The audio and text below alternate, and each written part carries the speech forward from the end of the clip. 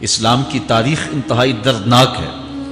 حضرت مولا کائنات رضی اللہ تعالی عنہ کو ابن ملجم نامی بدبخت نے جو ہے وہ تلوار کا وار کر کے جو زہر میں بجھی ہوئی تھی شہید کیا ہے۔ تو یہ بغض اور دشمنی رکھنے والے لوگ تھے جو زمانے میں موجود تھے۔ ایک طرف ایسے تھے جو الہ اور معبود کہتے تھے، اور آپ جانتے ہیں کہ حضرت علی المرتضیٰ رضی اللہ تعالی عنہ کی قبر لوگوں کی نظر سے چھپا کے بنائی گئی، اس ڈر سے کہ لوگ آپ کی قبر کو اکھیڑ نہ دیں، کیونکہ خارجی اس قدر جو ہے وہ زور آور ہو گئے۔ اسلام کی تاریخ دردناک ہے۔ حضور علیہ السلام فرماتے ہیں جتنے دکھ مجھے دیے گئے کسی کو نہیں دیے گئے، کسی نبی کو نہیں پہنچے۔ حضرت صدیق اکبر رضی اللہ تعالیٰ عنہ کی 2 سال 2 ماہ 8 دن دور خلافت، آپ کا زمانہ دیکھیں، ٹکنے نہیں دیا گیا، سازشیں، مصائب، اعلان۔ حضرت سیدنا عمر رضی اللہ تعالیٰ عنہ کو شہید کیا گیا۔ حضرت عثمان غنی رضی اللہ تعالیٰ عنہ پہ 40 دن پانی بند رکھا گیا اور پھر انہیں شہید کیا گیا۔ حضرت مولا کائنات شہید کیے گئے۔ حضرت امام حسن کو زہر دیا گیا۔ حضرت امام حسین کو بچوں کے سامنے ذبح کر دیا گیا۔ حضرت امام اعظم ابو حنیفہ کی وفات جیل میں ہوئی ہے۔ امام احمد بن حنبل کے بدن پہ اتنے کوڑوں کے نشان تھے کہ جب قمیض اٹھاتے تھے تو ہر جگہ کوڑوں کے نشان ہی نظر آتے۔ امام مالک کو مدینے کی گلیوں میں گدھے کے اوپر بٹھا کے کالا منہ کر کے وقت کے حاکم نے پھرایا۔ حضرت مجدد الفسانی علیہ رحمہ کو گوالیار کے قلعے میں جو ہے وہ قید کیا گیا۔ علامہ فضل حق خیر آبادی کو جزیرہ انڈمان کالے پانیوں کی سزا دی گئی۔ اہل حق کی تاریخ دیکھیں، دردناک تاریخ ہے۔ آج بھی کابل میں، کندھار میں، قلعہ جنگی میں، دشت لیلہ میں، تورا بورا میں، تکریت میں، موصل میں، بغداد میں، کشمیر میں، غزہ میں، یہاں برما میں دیکھو کون سی قیامت نہیں توڑی جا رہی ہے۔ ہمارے ساتھ ماضی دیکھیں تو ہمیں بغداد کی وہ دردناک کہانی سامنے آتی ہے جب انسانی کھوپڑیوں کا مینار تعمیر کیا جا رہا ہے اور منگول سردار نے اپنی فوج کو حکم دیا تھا کہ جو کسی مسلمان کا سر نہیں لائے گا اس کا سر کاٹ کے اس مینار پہ لگائیں گے۔ پھر لوگ پیسے لے کے پھرتے تھے کہ مسلمان کا پتہ ہے اور اس کی کھوپڑی کاٹی جائے۔ کچھ لوگ جان چھپانے کے لیے تہ خانوں میں گھس گئے، پھر دجلہ کا بند توڑا گیا۔ 1.25 لاکھ لاشیں ہم نے تہ خانوں سے نکالی تھی۔ اندلس کی تاریخ پڑھیں، ہمارے ساتھ جو قیامت توڑی گئی۔ مصر کے اندر 30,000 فاطمی کو شہید کیے گئے۔ غریب و سادہ و رنگی ہے داستان حرم، نہایت اس کی حسین اور ابتدا ہے اسماعیل۔ یہ اسلام کی تاریخی درد سے، خون سے بھری پڑی ہے۔ تو حضرت مولا کائنات سیدنا علی المرتضیٰ رضی اللہ تعالی عنہ کو اس وقت اگر خدا کہنے والے بدبخت تھے تو ان کو شہید کرنے والے اور اس ڈر سے کہ ان کی قبر کو کھیڑ نہ دیا جائے خارجی اتنے زور آور ہیں تو ان کو جو ہے وہ لوگوں کی نظروں سے چھپا کر کے جو ہے وہ رکھا گیا۔ اور ایک دور وہ بھی آیا کہ ممبروں پہ بیٹھ کے مولا علی کو گالیاں دی جاتی تھی۔ یہ تاریخ میں یہ دور بھی آیا، آپ پڑھیں تاریخ، بنو امیہ کیسا دور بھی دنیا نے دیکھا ہے۔ اسی لیے حضور نے فرمایا تھا من سب علی فقد سبنی، جس نے میرے علی کو گالی دی اس نے مجھے گالی دی۔ اور لوگوں نے ممبروں پہ بیٹھ کے باقاعدہ حکومت کی طرف سے یہ جو ہے وہ قانون تھا کہ تمہارا خطبہ مکمل نہیں ہوگا جب تک علی کو گالی نہیں دو گے۔ یہ لمحے بھی آئے جب اس دور میں دشمن علی موجود تھے، مبغضین موجود تھے اور افراط محبت میں رکھنے والے موجود تھے۔ تو یہ دور تو اسلام کا حضور کے دور سے 1400 سال پیچھے ہے، تو یہاں بغض رکھنے والے بھی موجود ہیں۔ اس عنوان کے ساتھ اگر عنوان چھیڑوں تو یہ لمبی گفتگو ہو جائے گی، یہ میرا موضوع نہیں ہے، لیکن اتنی بات میں کہوں گا، اللہ کا شکر ادا کرو، اللہ نے تجھے اہل بیت کے در کا بھی غلام بنایا ہے اور صحابہ کا بھی غلام بنایا ہے۔ کچھ لوگ صحابہ کا نام لے کے اہل بیت کو برا کہتے ہیں، کچھ اہل بیت کا نام لے کے صحابہ کے خلاف بکواس کرتے ہیں۔ ہمارے بزرگ فرمایا کرتے تھے صحابہ نبی کے در والے ہیں، اہل بیت نبی کے گھر والے ہیں۔ ہم کہتے ہیں گھر والوں تجھے بھی ہمارا سلام، در والوں تجھے بھی ہمارا سلام۔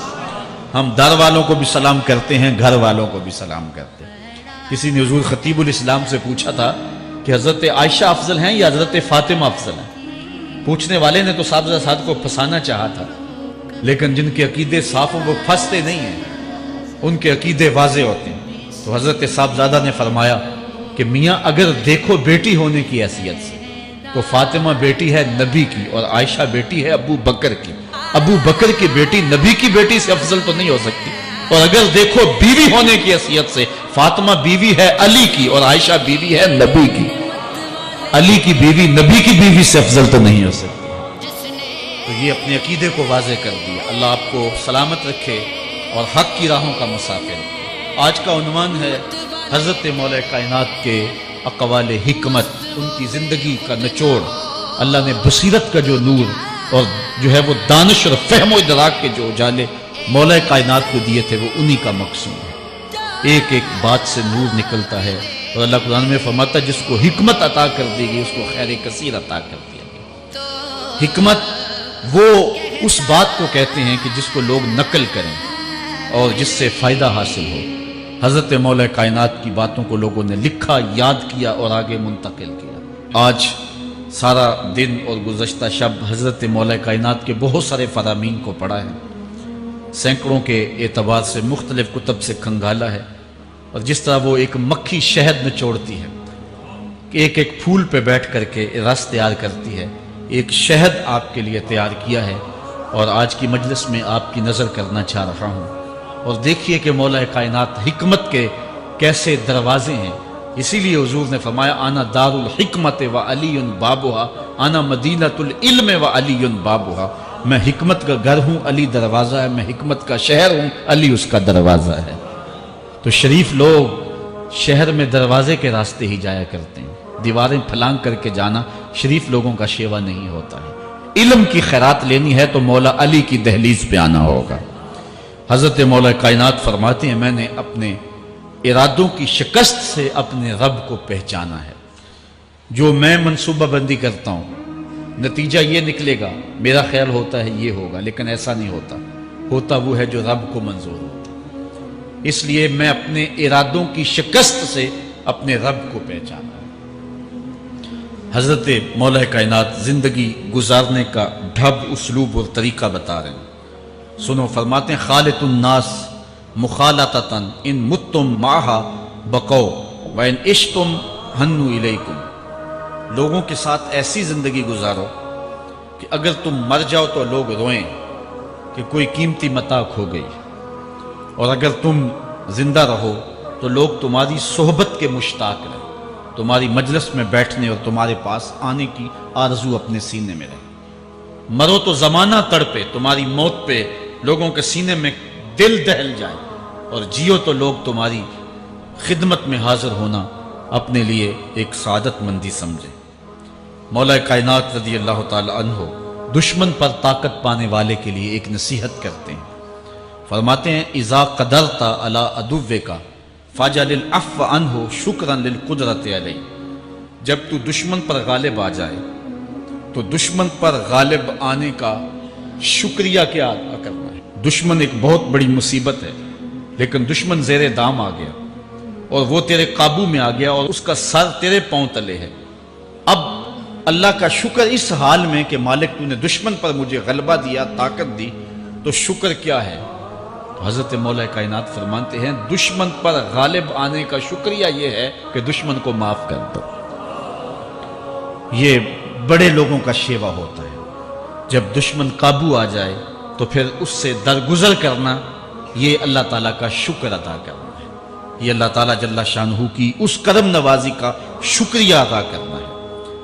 ज़ुहद क्या है। हज़रत मौला कायनात रज़ी अल्लाह ताला अन्हु का एक 4 लफ्ज़ी फरमान सुनिए और ज़ुहद की तारीफ कितनी खूबसूरती के साथ की। फरमाने लगे अफ़ज़लु ज़ुहद इख़फ़ाउ ज़ुहद। बेहतरीन ज़ुहद ये है कि ज़ुहद को पोशीदा रखा जाए। बेहतरीन ज़ुहद ये है कि ज़ुहद को पोशीदा रखा जाए। हम तो अपनी इबादतों, अपनी नेकियों, अपनी समाजी खिदमात के इश्तिहार छपवाते हैं ना। वो किसी ज़माने में हम सुनते थे नेकी कर दरिया में डाल, और अब कहते हैं नेकी कर अखबार में डाल। यहाँ ज़ुहद तरके दुनिया, अल्लाह ताला की इबादत का जो ज़ौक़ बंदे को नसीब होता है, वो बेहतरीन और अफजल ज़ुहद क्या है। कहा ज़ुहद को पोशीदा रखना ये अफजल ज़ुहद है।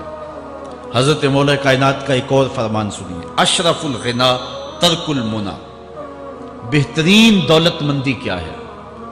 جس کے پاس مربے زیادہ ہیں، جس کے پلازے زیادہ ہیں، جس کا بینک بیلنس زیادہ ہے، جس کے پاس جو ہے وہ بہت ساری دولتیں ہیں، سونا اور چاندی کے انبار ہیں، کون سب سے زیادہ دولت مند ہے؟ افضل دولت مندی کیا ہے؟ تو حضرت مولا کائنات فرماتے ہیں کہ افضل دولت مندی یہ ہے کہ آرزویں ترک کر دی جائیں، ورنہ کھرب پتی بھی بندہ ہوگا تو اس کو چین نہیں آئے گا، قرار نہیں آئے گا، حل من مزید اس کی تباہ میں ہوگا۔ چونکہ آنکھیں نہیں رجتی، پیٹ بھر جاتا ہے، آنکھیں نہیں بھرتی۔ کوزائے چشمے حریصاں پر نہ شد، تا صدف کانے نہ شد پر در نہ شد۔ اس لیے حضرت مولا کائنات فرماتے ہیں بہترین غنا اور دولت مندی کیا ہے کہ بندے کی آرزویں ختم ہو جائیں۔ اقبال کہتا ہے تیری دعا ہے کہ ہو میری آرزو پوری، تیری دعا ہے کہ ہو میری آرزو پوری، میری دعا ہے کہ تیری آرزو بدل جائے، میری دعا ہے کہ تیری آرزو بدل جائے۔ تو یہ بہترین غنا ہے کہ بندے کی آرزویں مختصر ہو جائے، ورنہ انسان جس حالت میں بھی ہو وہاں مطمئن نہیں ہوتا۔ کروڑ پتی ارب پتی کو دیکھتا ہے، ارب پتی کھرب پتی کو دیکھتا ہے، کھرب پتی اپنے سے آگے دیکھتا ہے۔ اس لیے جب آرزویں مختصر ہوں گی تو بندہ جس حالت پہ بھی ہوگا راضی ہوگا، اور بندہ اپنی حالت پہ راضی ہو جائے تو یہ اللہ کی رضا کا سبب ہے۔ حضرت مولا کائنات کا ہی ایک قول ہے، جو اللہ کے عطا کردہ تھوڑے رزق پہ راضی ہو گیا، اللہ تعالیٰ قیامت کے دن اس کے تھوڑے عملوں پہ راضی ہو جائے۔ یہ اللہ کی کرم نوازیوں کے رنگ ہے۔ حضرت مولا کائنات کی ایک اور حکمت آمیز بات سنیں، فرما رہے ہیں سیئات تسوء کا خیر عند اللہ من حسنۃ توجب کا، وہ برائی جو تجھ کو پریشان کر دے، دکھی کر دے، اذیت میں مبتلا کر دے، وہ گناہ جو تیرے ضمیر پہ بوجھ بن جائے، تو اپنے آپ کو حقیر سمجھنے لگ جائے، چھوٹا سمجھنے لگ جائے، گناہگار سمجھنے لگ جائے، جس برائی سے تجھے دکھ پہنچے وہ اس نیکی سے بہت اچھا ہے وہ تیرا برائی کرنا جو تجھے تکبر میں مبتلا کر دے۔ جس نیکی سے تو متکبر ہو جائے، انسان کو انسان نہ سمجھے، مخلوق کو کیڑے مکوڑے سمجھے، اپنے سجدوں پہ ناز کرے، ان سجدوں سے وہ برائی بہتر ہے جو تیرے اندر عجز پیدا کر دے، تیرے اندر نرمی پیدا کر دے، تیرے اندر جو ہے وہ ایک رکت پیدا کر دے۔ وہ برائی جو ہے وہ اس نیکی سے بہتر ہے۔ حضرت مولا کائنات کا ایک اور فرمان دیکھیے، لا غنا کل عقل ولا فقر کل جہل ولا میراث کل ادب ولا ظہیر کل مشاورہ۔ کتنی خوبصورت باتیں ارشاد فرمائیں۔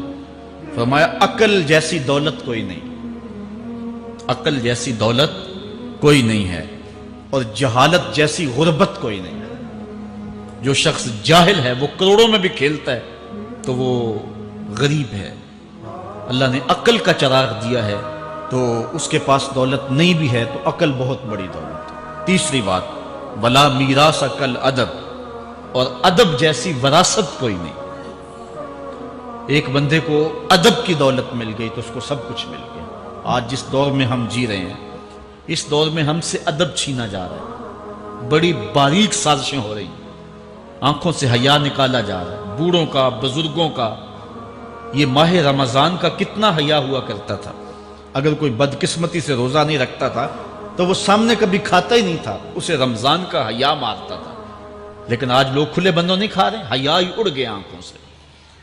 اس طرح اہل بیت کا حیا آنکھوں سے نکل گیا، اصحاب رسول کا حیا آنکھوں سے نکل گیا، نبی کا حیا لوگوں کی آنکھوں میں نہیں رہا۔ بے ادبی کو فروغ ہے، اور نبی کے بارے میں ایسی ڈٹائی سے بات کرتے ہیں جس طرح عام آدمیوں کو۔ یہ بے حیائی کا اور بے ادبی کا دور ہے، جبکہ ادب ایک بہترین وراثت ہے۔ اگر آپ مجھے پوچھیں کہ دین کیا ہے، ایک تو ہے کہ 3 گھنٹے کا باز کیا جائے کہ دین یہ ہے، اور ایک ہے کہ 2 لفظوں کے اندر بتایا جائے دین کیا ہے۔ تو اگر 2 لفظوں میں بتانا چاہوں تو اقبال کا لہجہ ادار لینا پڑے گا۔ اقبال کہتا ہے دین سراپا سوختن اندر طلب، انتہائش عشق آغازش ادب۔ طلب محبوب میں تڑپنے کا نام دین ہے، ادب سے شروع ہوتا ہے، عشق پہ ختم ہو جاتا ہے۔ جس دین میں ادب نہیں ہے وہ دین نہیں، چاہے صحابہ کا ادب نہیں، چاہے اہل بیت کا ادب نہیں، چاہے انبیاء کی ذوات کا ادب نہیں، چاہے والدین کا ادب نہیں، دین نام ہی ادب کا ہے۔ تو یہ دولت اس وقت چھینی جا رہی ہے، اور بڑی تیزی کے ساتھ قوم کے اندر بے ادبی کو فروغ دیا جا رہا ہے۔ نئی نسل کی حفاظت کریں، اپنی اولاد کو محفوظ کر لیں، ان کے عقیدوں کی صحت کا التزام کریں، کہیں ایسا نہ ہو کہ ان کی زبان لمبی ہو جائے اور ولیوں پر، نبیوں پر اور حضور علیہ الصلوۃ والسلام کے اصحاب پر اور حضور کی آل پر وہ زبانیں تان کھولیں، اور جس کو جو ہے وہ استنجے کا بھی پتہ نہیں ہے، وہ انبیاء کے علم پہ گفتگو کر رہا ہے۔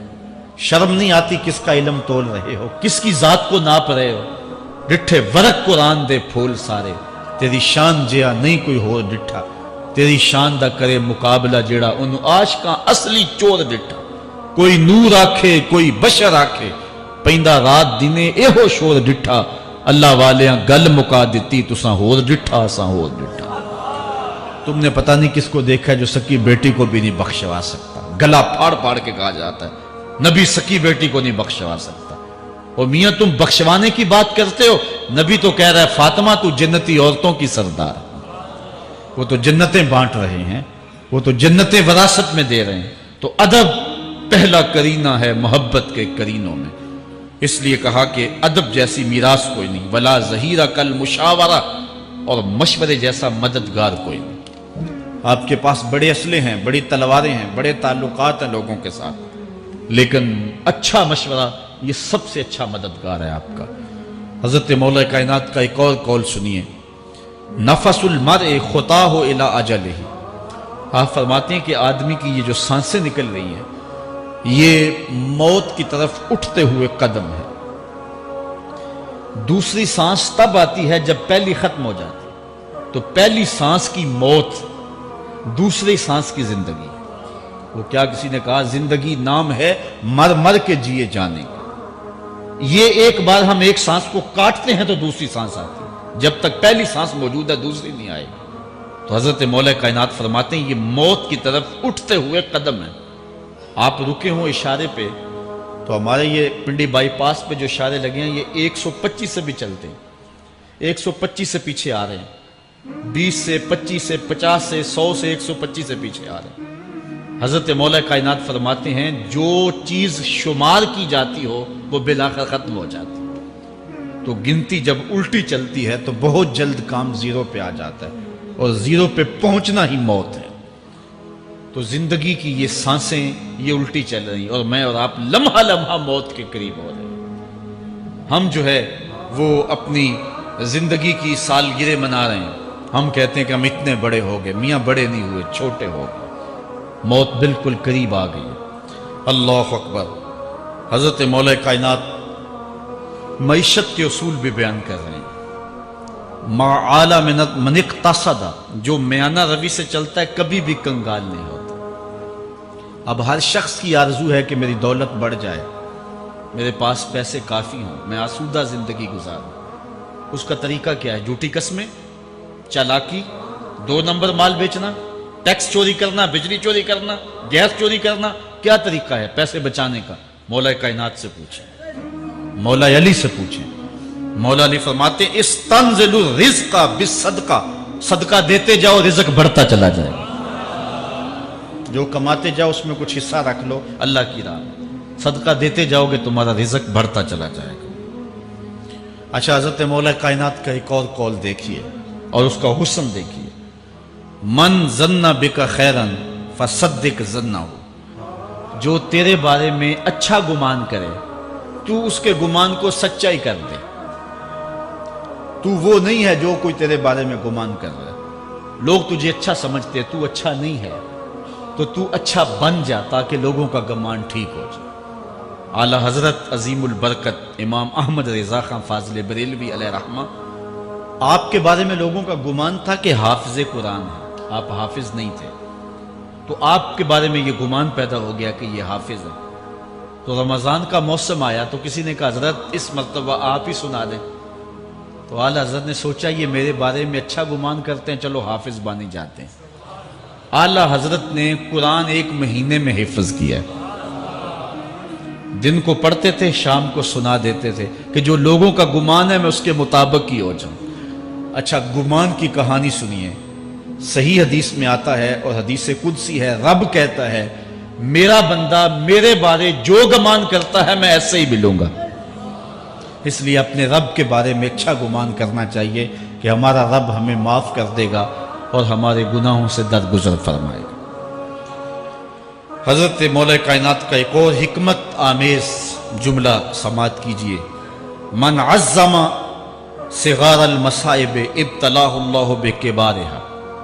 چھوٹی سی مصیبت آ جائے جو بندہ وابیلا شروع کر دے، مصیبت آ گئی، چھوٹی سی بیماری آئے تو شور کرے، چھوٹی سی مصیبت آئے تو شور کرے، اللہ اس کو پھر بڑی مصیبت میں مبتلا کر دیتا۔ جہاں ضرورت نہیں ہے وہاں اظہار کی کیا ضرورت؟ بیماری ہے تو ڈاکٹر کو بتاؤ، بندے کو بتانے کا کیا فائدہ؟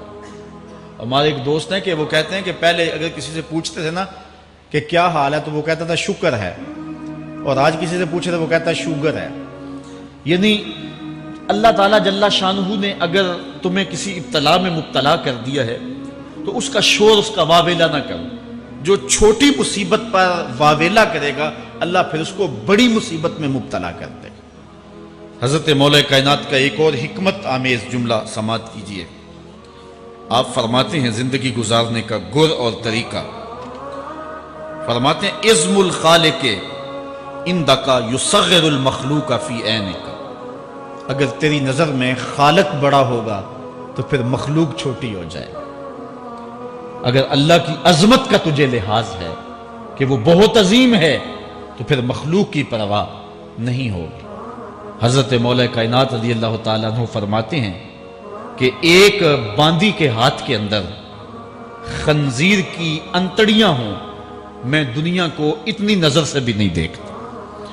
تو یہ انسان اللہ کی عظمتوں کا اور اللہ کی شانوں کا جب لحاظ اسے ہوتا ہے تو پھر دنیا اس کی نظر میں جو ہے وہ کوئی قدر و قیمت نہیں رکھتی۔ ایک روایت میں آتا ہے جس کو اللہ نے قرآن دیا اور اس نے دنیا داروں کو دیکھا رشک کی نظر سے کہ ان کو دولت دی گئی، ان کو فلاں دیا گیا، میں تو بہت پیچھے رہ گیا۔ قد حقر ما آتاہ اللہ، اس نے اللہ کی عطا کو حقیر جانا۔ وہ میاں انہیں دولت دی گئی ہے، رب نے تجھے اپنا قرآن عطا کیا، تو پھر جو ہے وہ تو حقیر تو نہیں ہے، تجھے تو اعلیٰ چیز عطا کر دی گئی ہے۔ تو جس نے اللہ کی عظمت اور خالق کی عظمت کا اقرار کیا پھر مخلوق اس کی نظر میں کوئی حیثیت نہیں رکھتی ہے۔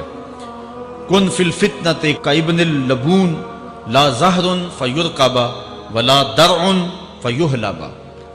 جب فتنے دنیا پہ پھیل جائیں تو مولا کائنات نصیحت کرتے ہیں پھر زندگی کیسے گزارنا۔ یہ دور بھی فتنوں کا دور ہے۔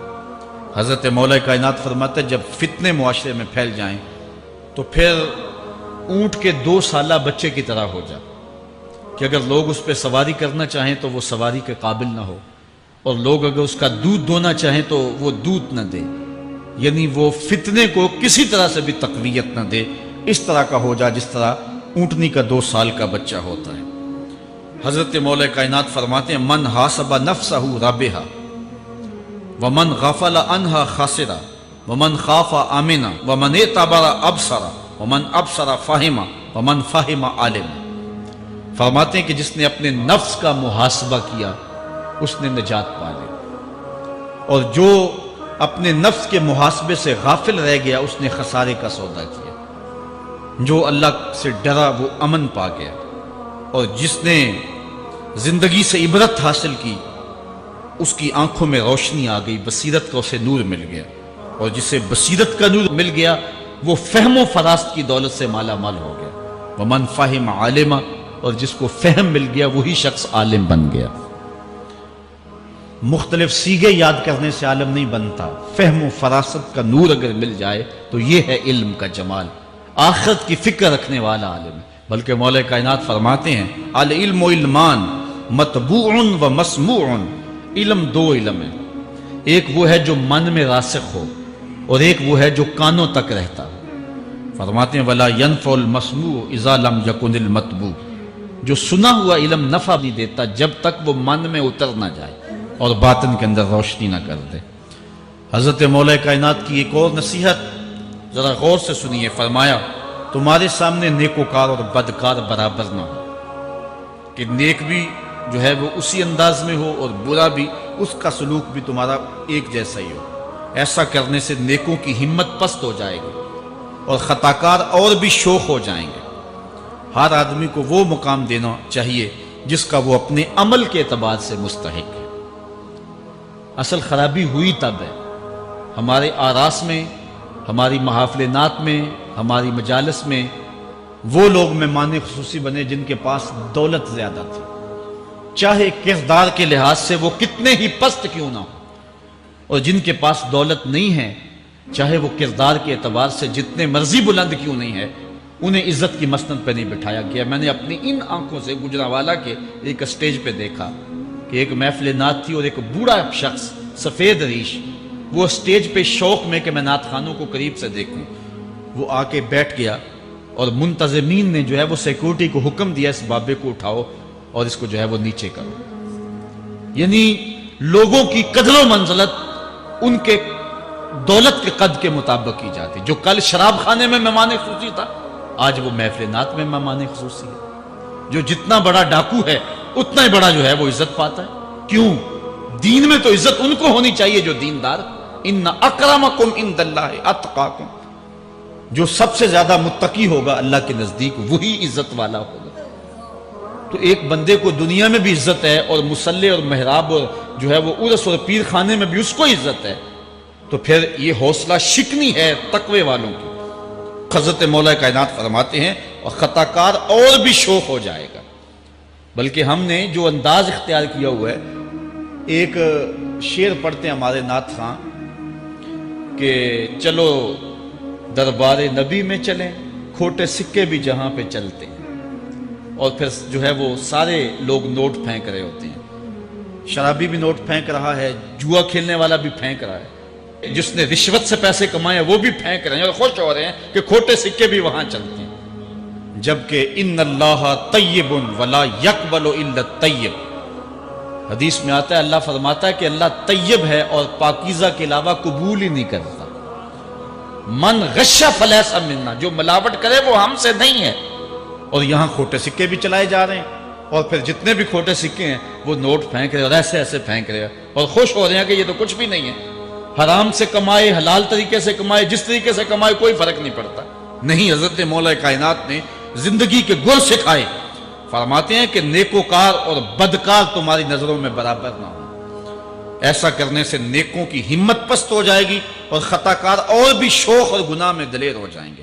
ہر آدمی کو وہ مقام دو جو عمل کے اعتبار سے اس کا مقام بنتا ہے۔ لیکن اس دور کے اندر تو جو حال ہو گیا ہے، بلکہ حضرت مولا کائنات اس بات کو پہلے بھام کے ارشاد فرمایا، لوگوں کا عجیب حال ہے، بدکاری کو اعلیٰ نسب کا نشان سمجھتے ہیں اور پاک دامنی کو تعجب خیال کرتے ہیں، گویا اسلام کے لباس کو الٹا پہن لیا ہے لوگوں۔ جو رخ سیدھا ہونا چاہیے تھا اس کو الٹا کر دیا، جو الٹا ہونا چاہیے اس کو سیدھا کر دیا۔ حضرت مولا کائنات کا ایک اور قول بھی سنیے، تھوڑا سا شک بھی دین بگاڑ دیتا ہے۔ دین کے اندر شک نہیں کرنا چاہیے، دین جو ہے وہ یقین کا نام ہے۔ علامہ اقبال نے ایک بڑی خوبصورت اس وقت بات کہی تھی جب شکوک جنم لے رہے تھے کہ سن اے تہذیب حاضر کے غلام، غلامی سے بدتر ہے بے یقینی، غلامی سے بدتر ہے بے یقینی۔ آج بے یقینی پھیلا دی گئی ہے معاشرے کے اندر، اور قوم جو ہے وہ بالکل جو ہے وہ یقین کی اس دولت پہ جو ہے وہ قانے نہیں ہے۔ اور فرمایا مولا کائنات نے تھوڑا سا شک بھی دین بگاڑ دیتا ہے۔ اور پھر دوسرا قول بھی سنیے، تھوڑی سی دنیا بھی آخرت برباد کر دیتی۔ یہاں دنیا سے مراد کیا ہے؟ دولت، کاروبار نہیں، چیز دنیا از خدا غافل بدن۔ مرشد اقبال رومی کہتے ہیں دنیا کیا ہے؟ خدا سے غافل ہو۔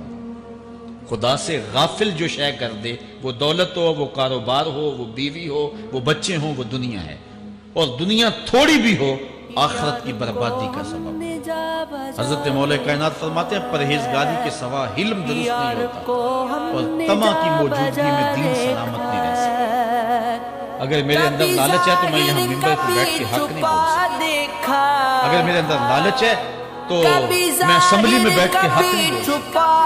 جب طمع ہو تو پھر دین سلامت نہیں رہتا، اور جب طمع نہ ہو تو بندہ سولی پہ چڑھ کے بھی حق نہیں بولتا۔ دوواں گلاں وچوں 10 درویشاں میرے حضور کی بلال دوواں گلاں وچوں 10 درویشاں، تینوں کیڑی گل کہیں ممکن ہوا کہیں واجد، کہیں ممکن ہوا کہیں واجد، कहीं फानी कहीं बका देखा है, कहीं फानी कहीं बका देखा है, यार को हमने जा बजा देखा है, यार को हमने जा बजा देखा है।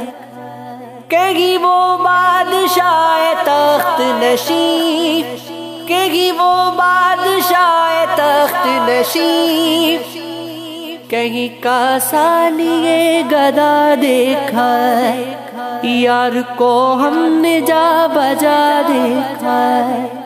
कहीं जाहिर कहीं छुपा देखा, कहीं जाहिर कहीं छुपा देखा, यार को हमने जा बजा देखा। कहीं वो दर लिबास माशूका,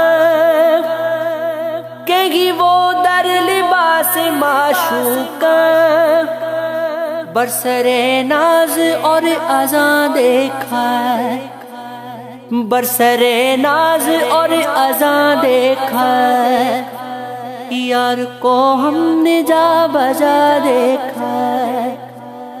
कहीं जाहिर कहीं छुपा देखा, कहीं जाहिर कहीं छुपा देखा, यार को हमने जा बजा देखा।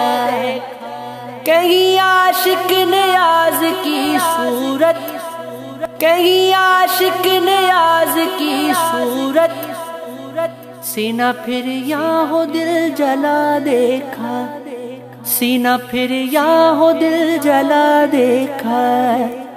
कभी जाहिर कभी छुपा देखा, यार को हमने जा बजा देखा। तुमने देखा है कभी एक नज़र शाम के बाद, तुमने देखा है कभी एक नज़र शाम के बाद, कितने चुपचाप से लगते हैं शजर शाम के बाद, कितने चुपचाप से लगते हैं शजर शाम के बाद। इतने चुपचाप के रास्ते भी रहेंगे ला इल्म, छोड़ जाएंगे किसी रोज़ नगर शाम के बाद। मैंने ऐसे ही गुनाह तेरी जुदाई में किए, जैसे तूफान में कोई छोड़ दे घर शाम के बाद। शाम से पहले वो मस्त अपनी उड़ानों में रहा, जिसके हाथों में थे टूटे हुए पर शाम के बाद। तू है सूरज, तुझे मालूम कहाँ रात का दुख, तू है सूरज, तुझे मालूम कहाँ रात का दुख। तू किसी रोज़ मेरे घर में उतर शाम के बाद, तू किसी रोज़ मेरे घर में उतर शाम के बाद। लौट आए न किसी रोज़ वो आवारा मजाज, लौट आए न किसी रोज़ वो आवारा मजाज, खोल रखते हैं इसी आस पे दर शाम के बाद।